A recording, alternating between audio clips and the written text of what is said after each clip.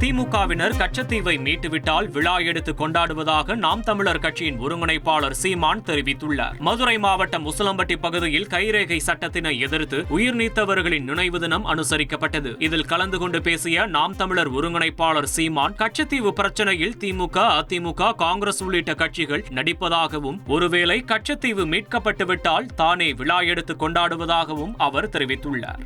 கச்சத்தீவு விவகாரத்தில் பிரதமர் மோடிக்கு தமிழக முதலமைச்சர் ஸ்டாலின் கடிதம் எழுதியுள்ளார். தமிழக மீனவர்கள் தொடர்ந்து கைது செய்யப்பட்டு வரும் நிலையில் கச்சத்தீவை மீட்பதால் மட்டுமே இந்த பிரச்சினைக்கு முடிவு காண முடியும் என முதலமைச்சர் தனது கடிதத்தில் வலியுறுத்தியுள்ளார். மேலும் இலங்கை செல்லும் பிரதமர் மோடி இலங்கை நாட்டு அரசுடன் பேசி அங்கு சிறையில் வாடும் நமது மீனவர்களையும் அவர்களது படகுகளையும் நல்லெண்ண அடிப்படையில் விடுதலை செய்து மீட்டு கொண்டு வர வேண்டும் என்றும், குறிப்பாக கச்சத்தீவு ஒப்பந்தத்தை மறு ஆய்வுக்கு உட்படுத்த வேண்டும் என்றும் கடிதத்தின் வாயிலாக கேட்டுக் கொண்டுள்ளார்.